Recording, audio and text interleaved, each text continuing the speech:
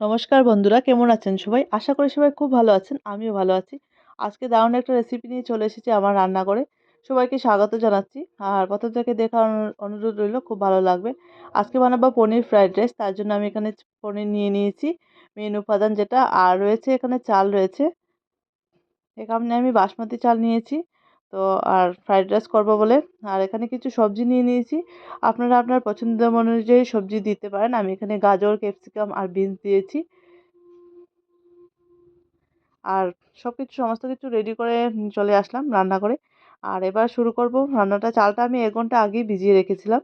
আর চালটা ধুয়ে ভিজিয়ে রেখে রেখে দিয়েছিলাম। আর এদিকে হাঁড়িতে জলও বসিয়ে দিয়েছিলাম, গরম জল। আর জলের মধ্যে আমি একটু এখানে দিয়ে দিয়েছি ভিনিগার। ১ বাটির মতো ভিনিগার দিয়েছি। আর গোটা গরম মশলা, তেজপাতা দিয়ে দিলাম। তারপর আমি আস্তে আস্তে চালটাও দিয়ে দিলাম। চালটা আমার মিডিয়াম হয়ে গেছে, ফুটে ফুটে উঠেছে। আর এবার আমি নামিয়ে নেব। আর এদিকে চালটাও নামিয়ে নিলাম। আর এদিকে আমি ফোড়নে দিয়ে দিলাম এখানে গোটা গরম মশলা, তেজপাতা দিয়ে এবার ভাতটাকে দিয়ে দেব। আর ১ চামচ নুন দিয়ে দিলাম এখানে। নুন দিয়ে আমি এখানে চিনি দিয়ে দিলাম ১ চামচের মতো। আমি সবজিগুলো যে সব ভেজে রেখেছিলাম সেই সবজিগুলো এবার দিয়ে দেব।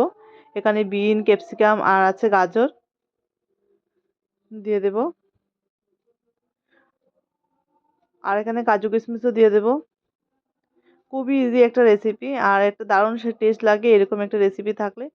আর এখানে পনিরগুলিও দিয়ে দেবো। পনিরগুলি আগে ভেজে তুলে রেখেছিলাম, সেই পনিরগুলিও দিয়ে দেবো এবার। আর দিয়ে দিচ্ছি এখানে এখানে যে কালো ব্ল্যাক পেপার দিয়ে দিচ্ছি, গোলমরিচ দিয়ে দিচ্ছি। দিয়ে ভালো করে এটাকে মিশিয়ে নেব।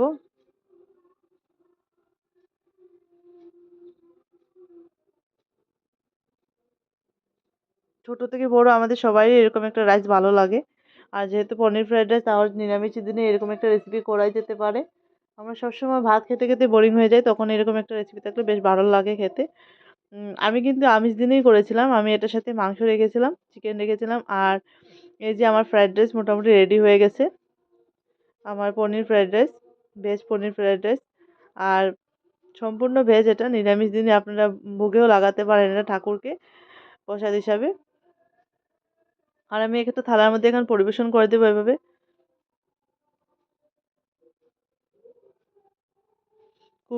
খুবই দারুণ লাগে খেতে। এটা গরম গরম খেতে ভীষণই ভালো লাগে। আর এটা আপনারা নিরামিষ আইটেম বা আমিষ আইটেম সব কিছুর সাথেই ভালো লাগে, বেশ ভালো লাগে খেতে। তো আমার এই রেসিপিটা কেমন লাগছে আপনারা অবশ্যই বলবেন। যদি ভালো লাগে তাকে অবশ্যই একটা লাইক, শেয়ার, কমেন্ট করবেন। আবার কোনো রেসিপি নিয়ে হাজির হয়ে যাব। Thank you for watching.